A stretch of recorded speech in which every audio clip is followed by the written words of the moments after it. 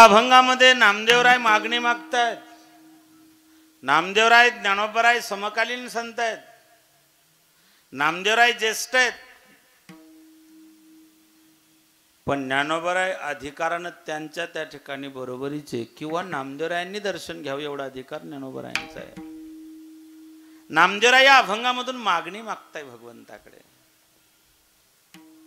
काही गोष्टी मागितल्याशिवाय मिळत नाही, काही गोष्टी बिना मागता मिळतात, काही गोष्टी मागूनही मिळत नाही, काही गोष्टी मागितल्याशिवाय मिळत नाही. लेकरू रडल्याशिवाय माय त्याला जवळ घेत नाही. काही गोष्टी मागूनही मिळत नाही, काही गोष्टी मागाव्याच लागतात. भगवंताचं प्रेम आणि भगवंताची कृपा, संतांची कृपा, या दोन गोष्टी भगवंताकडे मागाव्या लागतात. संत कधी मागत नाही आणि जे मागतात ते संत नाही. पण नामदेवराय पराकोटीचे संत आहेत, उच्च कोटीचे संत आहे. ते नामदेवराय मागणी मागताय माय बापो. पण मागायचं कोणाकडे? मांगो उसी से जो दे खुशी से, कहना किसी से. मांगो उसी से जो दे खुशी से. मागितल्यानंतर जो सहज देतो त्याच्याकडे मागायचं असतं. प्रेम सुख देई, प्रेम सुख देई, प्रेमा विना नाही समाधान. नाथ बाबा मागणी मागताय. देवा तुझ्याकडे एकच मागणी आहे, प्रेम मागतोय. तुकोबाराय सांगता मी पण प्रेमच मागितलं. गात जागा, गात जागा, प्रेम मागा विठ्ठला. नामदेवराया तुम्ही, नामदेवराय सांगता बाबा आम्ही देवाच्या सोबत जेवढे देवाचे अवतार झाले त्या प्रत्येक अवतारात मी त्यांच्या सोबत. जे जे झाले अवतार तुका त्याचे बरोबर, तुका त्याचे बरोबर, तुका त्याचे बरोबर. जे झाले अवतार तुका त्याचे बरोबर, तुका त्याचे बरोबर, तुका त्याचे बरोबर. हो जे जे झाले अवतार तुका त्याचे बरोबर, तुका त्याचे बरोबर, तुका त्याचे बरोबर. जे झाले अवतार तुका त्याचे बरोबर, तुका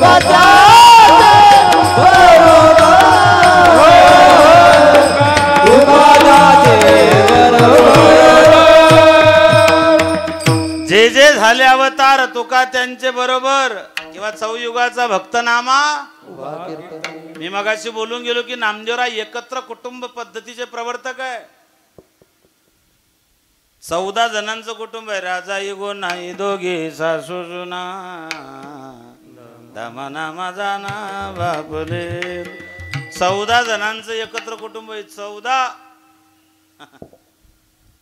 आता सासू सासरे नवरा बायको 14 महिने तरी एकत्र राहतात का? रामायणाने आम्हाला एकत्र कुटुंब पद्धती शिकवली. रामायणात 4 भाऊ आहे, सगळे एकत्र आहे. राम लक्ष्मण भरत शत्रुघ्न, सगळे एकत्र कुटुंब पद्धतीचे प्रवर्तक आहे. बरं 4ही भाऊ एकमेकामध्ये गुंतलेले आहेत. सक्का भाऊन पक्का वैरी असा प्रकार नव्हता. प्रत्येक भाऊ एकामेकामध्ये जिव्हाळ्यानं गुंफल्या गेलेला आहे. महाभारतामध्ये जाल तर 5 पांडव एकत्र आहे.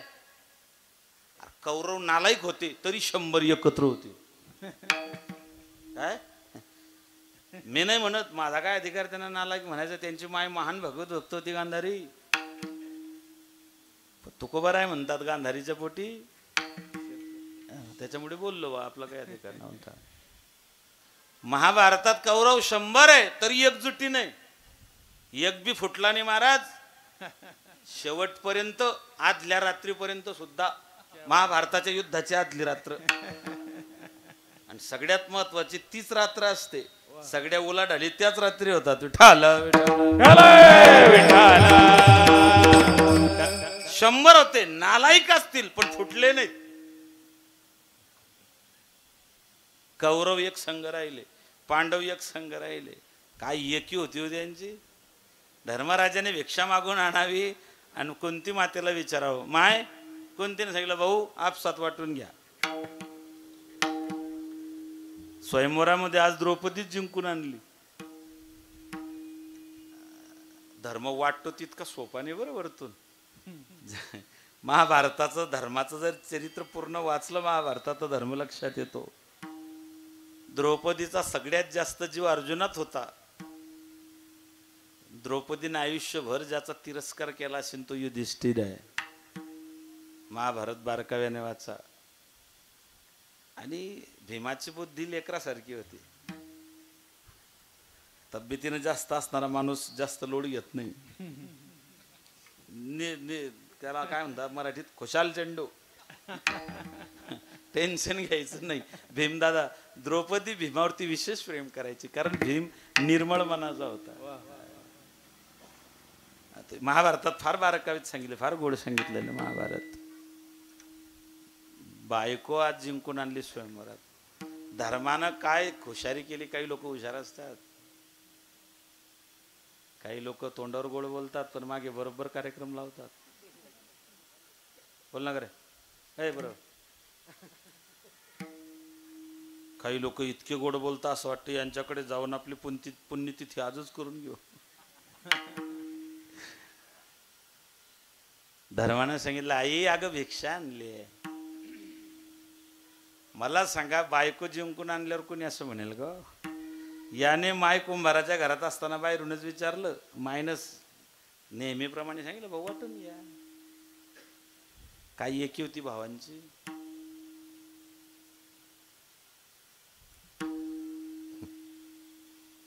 तो काळ वेगळा होता बरं.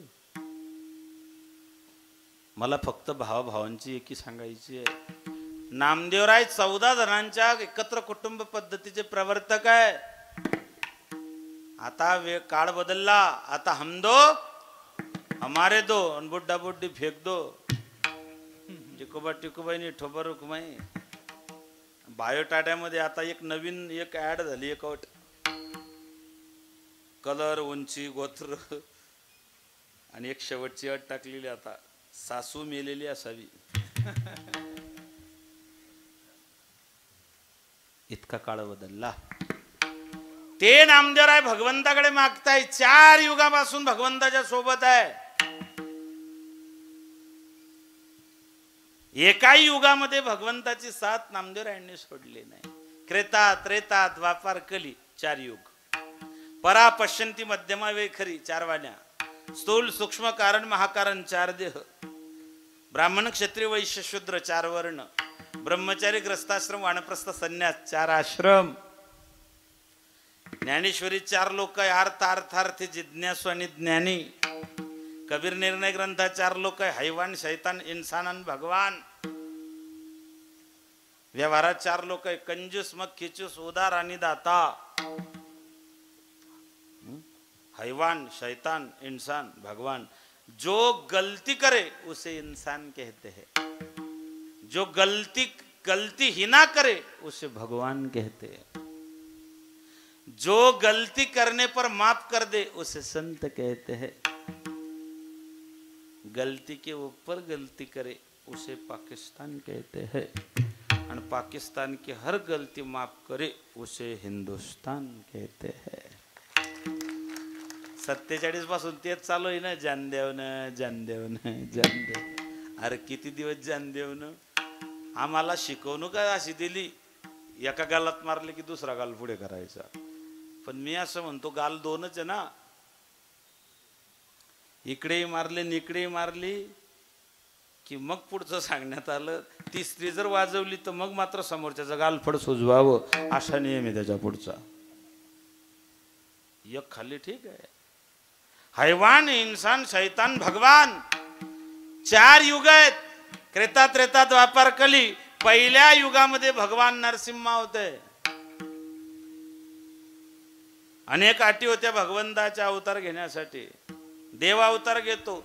जब जब होवे धर्म की हानि बाढ़वु असुर अधम अभिमानी.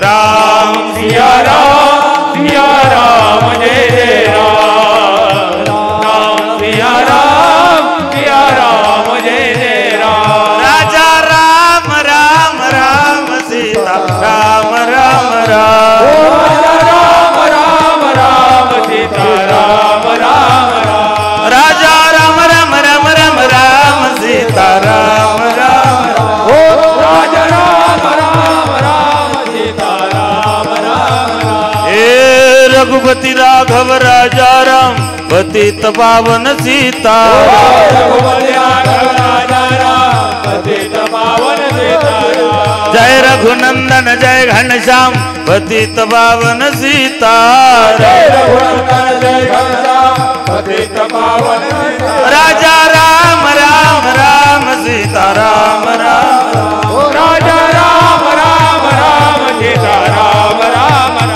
राजा राम राम राम सीता राम राम राम राजा राम राम राम सीता राम राम राम देव अवतार घेतो धर्मरक्षणासाठी. देवाच्या अवताराचं वर्गीकरण शास्त्रकार सांगतात. दो जलचर दो भूचर दो विप्र दो राजा बुद्ध कलंकी भक्त जनों के काजा. दोन जलचर अवतार देवाचे. जलचर म्हणजे पाण्यात राहणारे. कोणकोणते? कासव आणि मत्स्य. दो भूचर, एक वराह. वराह भगवान आहे ना.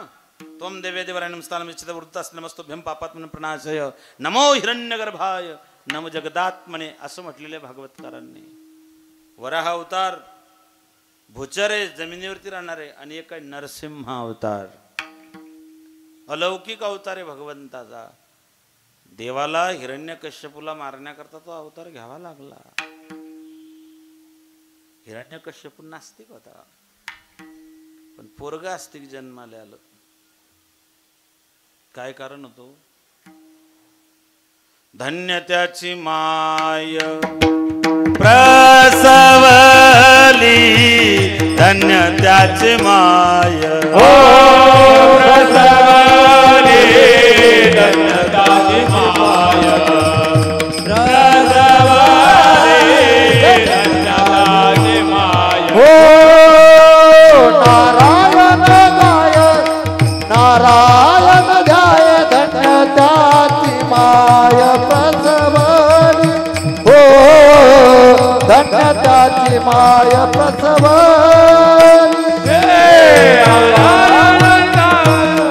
नारायण गाय धन्य त्याची माय प्रसवली, माय प्रसवली. काय गंमत आहे बघा. लेकराने प्रपंचात जर तरक्की केली तर बापाची किंमत वाढते. ध्यान देऊ नाही का? प्रापंचिक भौतिक प्रगती केली तर बापाची किंमत वाढते. आणि जर आध्यात्मिक प्रगती झाली तर आईची किंमत वाढते. मी नाही म्हणत, नाथबाबा म्हणतात. पवित्र ते कुळ पावन तो देश. हातुकोबऱ्यांचं प्रमाण आहे.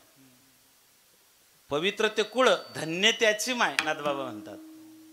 हरिमुखी गाय ज्यांनी ज्यांनी आध्यात्मिक उन्नती साधली त्यांच्या आईला धन्यवाद देण्यात आलेले आहेत. भगवंतानं ज्ञानोबारायांच्या वडिलांना धन्यवाद नाही दिली. धन्य जियेचे कुशी ज्ञानदेव जन्मले. भगवान माता रुक्मिणीला सांगतात, देव म्हणे रुक्मिणी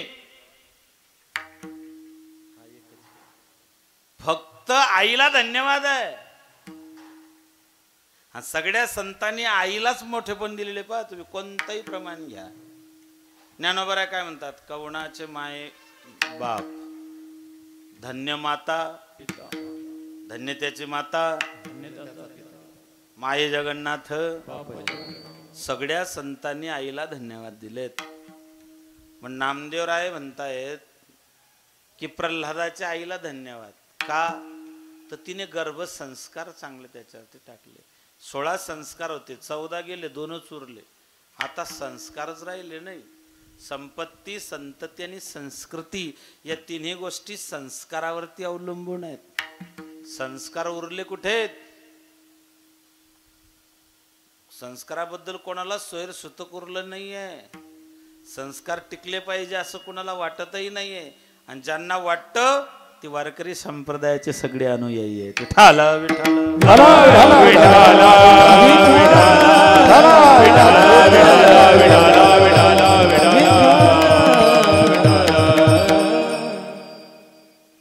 जुनं ते सोनं म्हटलंय ते उगीच नाही. लोकांना शेवटी पुन्हा जुन्यावरती जावं लागणार आहे. मधल्या काळामध्ये आली बेलबाटम आली, कोणते आले वापरलं त्यामुळे ते लक्षात येत नाही. न्यारो आली, बेलबाटम आली, ते रस्ता झाडात चालायची, ती फपुटा उडवायची. ते मधला काळ लई चालला तो. आता कंटाळले लोक. आता नवरदेवच धोतर नेसून स्टेजवर यायला लागला. तुम्हाला जुन्या गोष्टींकडे यावंच लागेल. जुन्या काळामध्ये चपातीची चलती होती, म्हणजे तिला डिमांड खूप होतं. भाकरीला कोणी तोंड लावत नव्हतं, पण जुन्या काळात लोक भाकरी खायचे, निरोगी राहायचे. आता डॉक्टर सांगतात चपाती तुला जरा सारखी, चपाती खाऊच नको. तुम्हाला जुन्या गोष्टीकडेच यावं लागेल. भौतिक प्रगती किती केली, पैसा किती कमवला, किती तुम्ही त्या ठिकाणी नोटा कमवल्या, तरी तुम्हाला अध्यात्माशिवाय पर्याय नाही. अजिबात नाही माय बाप, बिलकुल नाही. आईला धन्यवाद एवढ्यासाठी आहे, गर्भसंस्कार धन्य त्याची माय प्रसवली. आईनं संस्कार घातले होते. तसे ते 4 भाऊ होते, राध, सुरराध, अनुराध आणि प्रल्हाद. बाप नास्तिक होता, पण आईचे गर्भसंस्कार. गर्भाची आवडी मातेचा डोहाळा. गर्भाला जी आवड असते त्याच्या मायला डोहाळे लागतात. प्रभू रामचंद्राच्या मातेला डोहाळे लागले होते. आणि रे धनुष्य मारीना रावणा लंका विभीषणा. देवकी मातेला डोहाळे होते. यदा यदा ही धर्मस्य. जिजाबाईंना सुद्धा डोहाळे लागले होते. किल्लेदाराच्या बायकोने विचारलं होतं लक्ष्मीबाईने, जिजाऊ तुम्हाला काय खावंसं वाटतं, काय प्यावंसं वाटतं, कुठे हिंडावंसं वाटतं, कुठे फिरावंसं वाटतं. तर जिजाबाईंनी सांगितलं होतं आम्हासी वाटतं ते वाघावर बैसावे. जिजाबाईंचे डोहाळे आऊसाहेब म्हणायचे आम्हासी वाटतं ते वाघावर बैसावे. आताही डोहाळे पण थोडेसे वेगळे आहेत. आम्हासी वाटतं ते मुलतान मातीचे ढेकळं खावेत. ढेकळं खाऊन राजा जन्माला येत नाही, डेबरे पोरं जन्माला येतात. डेबरे. मी मुलतान मातीबद्दल जास्त बोलणार नाही. अण्णा तुमचं किराणा दुकान आहे, काय रिकामी काम करता. आऊसाहेबांचे डोहाळे होते ते. कयादुलाचे डोहाळे झाले ते नारदाच्या आश्रमाचा परिणाम होता. बाळ जन्माला आलं, भगवत नामचिंतन करायचे. बापानं लेकराला मारण्याकरता, स्वतःचा युगो जपण्याकरता, प्रल्हादाला मारण्याकरता त्याने 11 प्रयोग केले. 11. जाको राके सैया मार सके ना कोई, बाल न बाका होई जब सारा जग बैरी होई. देव राखी त्याला मारेल कोण मुळे काटा हिंडता. एक म्हणे मराठी, देवतारी त्याला कोण, पण जो हातोपाई मरी त्याला देव काही करी. तुकोबरायांचं प्रमाणे तुका म्हणे बुडे बांधोनी दगड, तेथे काय कोळ धावायचे. तुकोबराय म्हणतात जो पोटाला दगड बांधून उडी मारतो त्याला वाचवण्यात अर्थ नाही ना. 11 प्रयोग केले. शेवटी विचारलं तुझा देव कुठे, यहाँ वहाँ जहाँ तहा मत पुछो काका. कणकण में भगवान देव नटला, नाना परी भरून उरला चरा. जे दुधामध्ये जसे लोणी तसा देव चक्रपाणी. देव सगळ्या ठिकाणी आहे. सर्व घटीराम विठ्ठल जडी तडी भरला,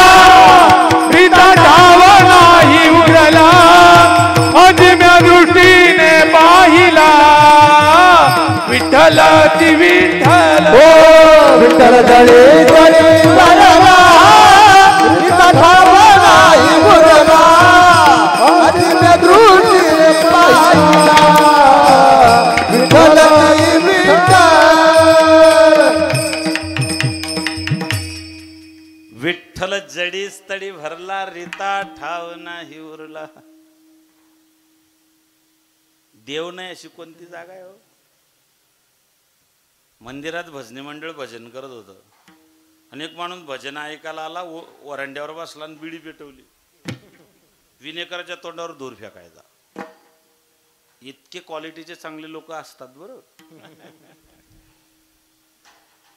एक भजनी खावडला म्हणले, मूर्ख आहे का तू, तुला अक्कल, तुला डोकं, तुला वर समजला आहे का. म्हणले काय झालं. अरे म्हणलं मंदिरात बिडी पेतो देवास तुला लाज नाही वाटत.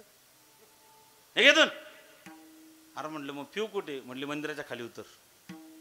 मला सांगा, देव फक्त मंदिरातच आहे का हो? मला वाटतं ते भावगीत आहे. देव देव्हाऱ्यात नाही, देव नाही देवालय, देव चोरोनी याने ऐसे कोणाचे पुण्य. देव देव्हाऱ्यात नाही, देव नाही देवालय. देव नाही अशी कोणती जागा जगात शिल्लक नाही. तो नाही ठावायचा उरला ते कवन, तो नाही ठावायचा उरला ते कवन. सर्वत्र संपूर्ण गगन जैसे, ओ सर्वत्र संपूर्ण गगन जैसे. तो नाही ठाव, तो नाही ठाव उरला ते कवन. सर्वत्र सर्वत्र गगन जैसे, ओ सर्वत्र संपूर्ण गगन जैसे. तो नाही ऐसा ठाव. भगवान नाही असं कोणती जागा आहे हो? कोणते ठिकाण आहे? सगळ्या ठिकाणी परमात्मा नटलेला आहे. देव नटला नाना भरो निवरला चराचरी. मग तो आहे कसा? दुधामध्ये जसा लोणी तसा देव चक्र पाणी. दुधात लोणी आहे, डायरेक्ट दुधात हात घातला की लोणी येतं की? माऊली सांगतात त्याची प्रक्रिया आहे. मंथोनी ते तापवावं लागतं, थंड होऊ द्यावं लागतं, त्याच्यात विरजन घालावं लागतं, त्याला पुन्हा पडू द्यावं लागतं, नंतर त्याचं दही बनतं. मग दह्याचं घुसडण करावं लागतं, त्याच्यात थंड पाणी कधी घालायचं, गरम पाणी कधी घालायचं याचं ज्ञान लागतं. नंतर घुसडण केल्यावर लोणी येतं, त्या लोण्याला तापवावं लागतं. तापवलं की त्याच्यातून त्या ठिकाणी मग तूप हाती येतं.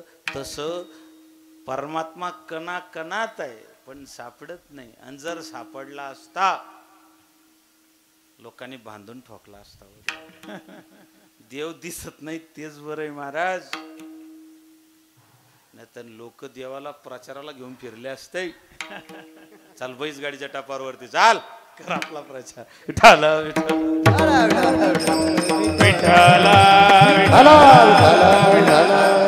त्या शिवजयंतीला मी जोरात कीर्तन केलं. अण्णा राजे पुन्हा जन्माला या असं म्हटलं. रात्री तसं स्वप्न पडलं मला. मी जोरात म्हटलं राजे पुन्हा जन्माला या, आणि महाराज आले ना महाराज स्वप्नात. मला नाही समाधान उठ. ते तलवार पाहिली मी घाबरलो. बरी ती मॅनमध्येच होती. महाराज म्हणले उठ. म्हणलं का रे काय घोषणा देतात कीर्तनात? म्हटलं राजे पुन्हा जन्माला या. म्हणले येतो सकाळी. म्हटलं नका येऊ. तुम्ही तेव्हा आले तेव्हा डोक्यावर पदर घेणाऱ्या जिजाबाई होत्या.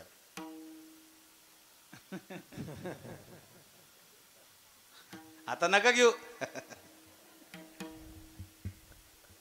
नका नका नका नका नका. एक सांगू का राजे, खरंच नका येऊ.